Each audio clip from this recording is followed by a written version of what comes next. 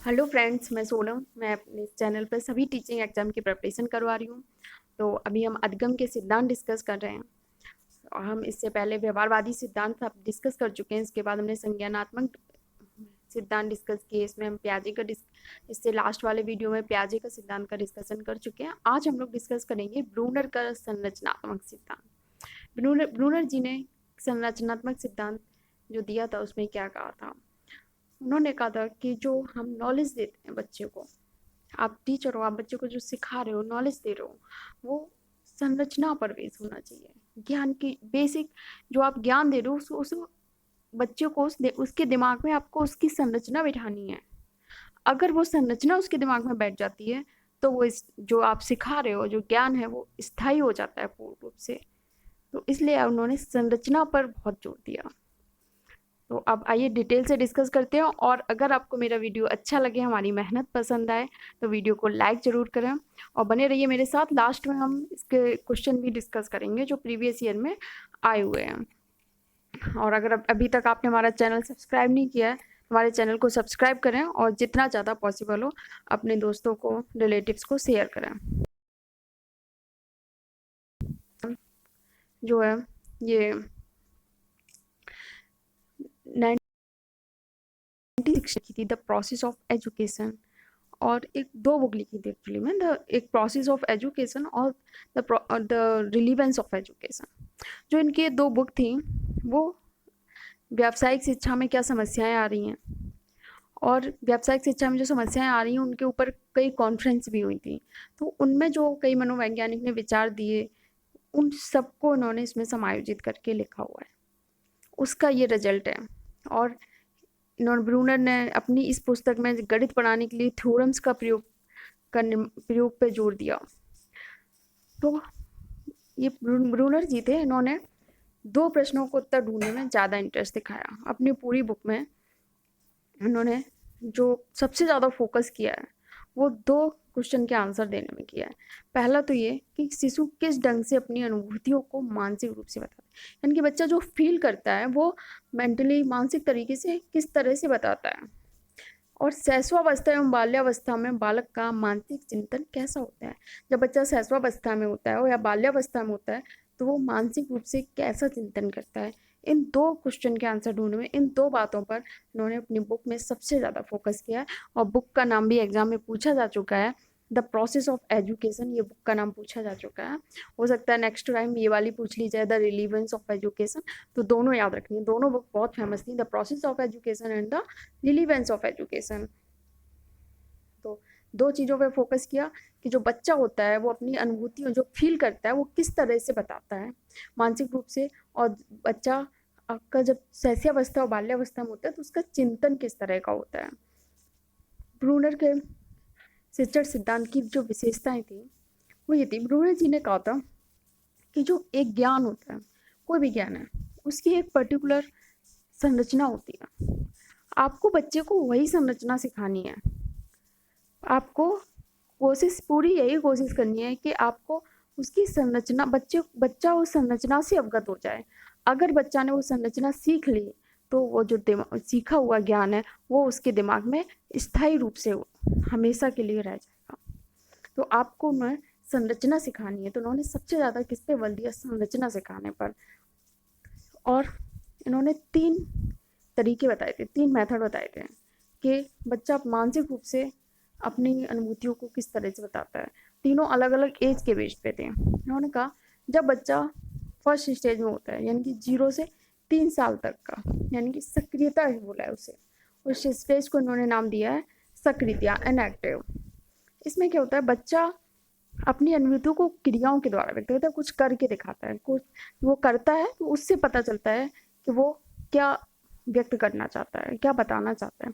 जैसे आप बच्चे के सामने दूध की बोतल लेके जाओ तो वो मुंह चलाने लगता है, या कोई खाने वाली चीज़ है जो वो खा सकता है तो वो उसके लिए मुंह चलाने लगता है। वो क्या क्रिया के द्वारा बता रहा है, हाथ पैर फेंकता है, हाथ पैर फेंक के बताता है। आप उसे कोई खिलौना दोगे वो तोड़ फोड़ के देखेगा, क्रियाएं करके बताता है, देखता है, या उसे खेल के देखेगा, कुछ क्रियाएं करके बताएगा। तो ये होती है सक्रियता, ये जो स्टेज होती है 0 से 3 साल तक की। 3 साल से जब 12 साल में होता है बच्चा, तो ये स्टेज को उन्होंने ब्रूनर जी ने बताया दृश्य प्रतिमा विधियाँ। अब जो बच्चा होता है, इससे पहले वो क्रियाओं के द्वारा अपनी अनुभूति व्यक्त करता है। जब इस स्टेज में होता है तो वो इमेजेस इमेजेस बनाने लगता है अपने दिमाग में, इमेजों से सीखने लगता है, दृश्य से सीखने लगता है। जैसे जो जब बिल्कुल छोटे होते हैं बच्चे, स्कूल जाते हैं, आपने देखो उनकी जो किताबें होती हैं, उनमें एक किताब पे बर्ड्स, सारे बर्ड्स की इमेजेस बनी होंगी, एक पे एनिमल्स, एनिमल्स की इमेजेस बनी होंगी, फ्लावर्स, तो फ्लावर्स की इमेजेस बनी होंगी, बर्ड्स, तो इस सब की इमेजेस, क्योंकि अब बच्चा इमेजेस से सीखने लगता है, दृश्यों से सीखने लगता है। तो ये स्टेज होती है उसकी 3 साल से 12 साल की। और जब बच्चा इसके बाद थर्ड आती है सांकेतिक विधि। जब बच्चा 12 वर्ष के बाद हो जाता है, इसको बोलते हैं सिम्बॉलिक, और दृश्य प्रतिमा को आइकॉनिक भी बोलते हैं इंग्लिश में। सांकेतिक विधि में क्या होता है, जो बच्चा होता है 12 साल के ऊपर हो जाता है, अब वो भाषा का यूज़ करने लगता है, अच्छे से भाषा के व्यवहार द्वारा जो अपना अनुभूति जो फील करता है उसको रिप्रेजेंट करता है। तो उन्होंने ब्रूनर जी ने 3 विधियाँ बताई थी। पहली बताई थी सक्रियता, इसे बोलते हैं इनएक्टिव। एनएक्टिव, इसमें क्या होता है, बच्चा क्रिया के द्वारा बताता है। फिर दृश्य प्रतिमा विधि, इसमें बच्चा इमेजेस के द्वारा, और इमेजेस से सीखने लगता है और बताने लगता है। और फिर थर्ड बताई थी सांकेतिक विधि, इसमें बच्चे को भाषा के व्यवहार से द्वारा बताता है। ब्रूअर के शिक्षण सिद्धांत की और भी कई विशेषताएं थी। अधिगम की पूर्वानुकूलता पे इन्होंने जोर दिया। इन्होंने कहा जो बच्चा सीखता है वो पहले उसके द्वारा जो सीखा गया ज्ञान होता है वो उसका बेस होता है, उसी में बढ़ता जाता है। ठीक, तो जो उसने पहले सीखा, इससे पहले जो बच्चा स्कूल जाता है, स्कूल में एडमिशन लेता है, उससे पहले भी उसने जो कुछ सीखा होता है वो उसका क्या होता है, बेस होता है। जो पहले के अनुभव होते हैं वो जो सीखने की क्रिया है उसको बेस देते हैं, वो वहाँ से उन्हें बेस बच्चों को मिलता है। उन्होंने ज्ञान की संरचना पे बहुत जोर दिया। उन्होंने कहा अगर बच्चों को आप ज्ञान की संरचना से अवगत करा दोगे तो वो जो ज्ञान होगा वो उनके दिमाग में स्थायी रूप से रह जाएगा। क्रम पे दिया उनका, आप जो भी पढ़ाओ बच्चे को एक सीक्वेंस में पढ़ाओ। जैसे आप पहले मल्टीप्लिकेशन उन्होंने सिखा रहे हो, 1 डिजिट का मल्टीप्लिकेशन, फिर 2 डिजिट का, फिर 3 डिजिट का, इस तरह से आप आगे बढ़ोगे। जो भी आपको सिखाना है आप बच्चों को एक सीक्वेंस में सिखाइए। एक एक क्लास में आपने उन्हें 2 अंक की डिजिट का अगर आपने उनको मल्टीप्लिकेशन सिखाया, नेक्स्ट क्लास में आप 4 या 5 3 इन डिजिट का मल्टीप्लिकेशन सिखाओगे। तो जो भी करना है आपको एक सीक्वेंस में करना है। तो आप अगर 1 साल का सिलेबस डिसाइड कर रहे हो, उसके बाद जब दूसरी साल का सिलेबस डिसाइड करोगे तो इस बेस पे करोगे कि अगली साल क्या क्या पढ़ाया जा चुका है, अब उसके आगे क्या क्या पढ़ाया जाना है, एक सीक्वेंस में होना चाहिए। पुनर्वलन पर जोर दिया। उन्होंने कहा बच्चे को अगर वो अच्छा करता है और आप उसको कोई पुरस्कार देते हो तो वो उसके लिए पुनर्वलन का काम करता है। उन्होंने कहा था बाहरी पुरस्कार होते हैं जो वो आंतरिक गुणों का विकास करते हैं। और जो ब्रूनर का संरचनात्मक सिद्धांत है वो किस पे, संज्ञानात्मक सिद्धांत पर आधारित है। प्याजे के विचारों से ब्रूनर का मत प्रभावित है।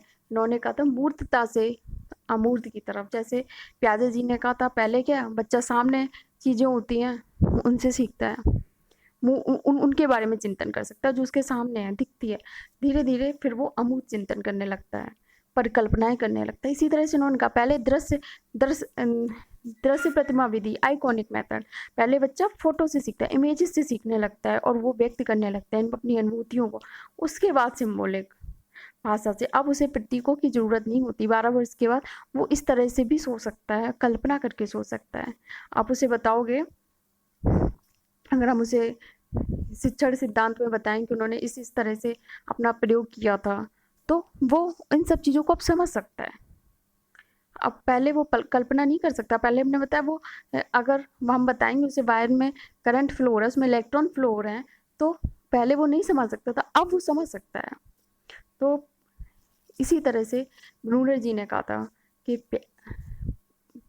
बच्चा पहले सामने चीज़ों दृश्य प्रतिमा विधि से सीखते हैं, उसके बाद सांकेतिक विधि से, अमूर्त से मूर्त की तरह से। इसलिए कहा जाता है कि प्याजे के विचारों से ब्रूनर ने जो विचार दिया वो प्रभावित था, ब्रूनर का मत प्रभावित था। अब ब्रूनर के सिद्धांत का शैक्षिक महत्व क्या है। शिक्षा का आयोजन कक्षा कक्ष में बालकों की आयु एवं ज्ञानात्मक विकास के आधार पर किया जाने लगा। अब जब उन्हें पढ़ाने लगी, उन्हें शिक्षा दी, वो बच्चों की किस एज पे है। कि अब मान लो अगर बच्चा छोटा है, 3 साल से थोड़े ऊपर है, तो उसे इमेजेस स्किल पे ज़्यादा जोर देने लगे हैं कि वो इमेजेस से ज़्यादा अच्छा सीखता है। तो उसके जो बुक होगी उसमें इमेजेस बनी होंगी, फिर उसके नीचे नाम लिखा होगा उसका, जो भी चीज़ है, तो उन पे जोर दिया जाने लगा। ब्रूनर के सिद्धांत द्वारा ज्ञान की संरचना पर बल दिया गया। उन्होंने कहा था स्ट्रक्चर बताना है, संरचना बताना है। बालक वस्तुओं का प्रतीकों के रूप में अवलोकन करता है। प्रतीक होते हैं, उनके बल से वो सीखता है, अवलोकन करता है। मानसिक स्तर के अनुकूलन नवीन शिक्षण कौशलों का विकास करना चाहिए। जो बच्चे का मानसिक स्तर हो उसी के अनुसार जो नए शिक्षण कौशल है उनका हमें विकास करना चाहिए। अब कुछ क्वेश्चन डिस्कस कर लेते हैं जो प्रीवियस ईयर में पूछे गए हैं। अधिगम के संरचनात्मक सिद्धांत के प्रतिपादक कौन है? ब्रूनर जी। कॉलर वाटसन या वर्दीमर वार्ने नहीं है, कौन है? ब्रूनर जी है। नेक्स्ट क्वेश्चन, ब्रूनर का मत किससे प्रभावित है? उन्होंने बताया था प्याजे से प्रभावित है, प्याजे जी से। इन्होंने भी प्याजे के विचारों से। बी ऑप्शन सही हो जाएगा इसका। ब्रूनर ने किस पे बल दिया? अभ्यास पे, प्रेरणा पे, प्रबलन पे या ज्ञान की संरचना? विज्ञान की संरचना। उन्होंने कहा था ज्ञान की संरचना से बच्चे को अवगत कराना है। ब्रूनर द्वारा लिखी गई प्रसिद्ध पुस्तक कौन सी है? ये हमने सबसे स्टार्टिंग में आपको 2 पुस्तक बताई थी, ठीक।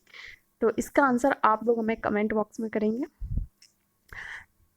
और अब हम नेक्स्ट टॉपिक अब नेक्स्ट क्लास में लेके आएंगे।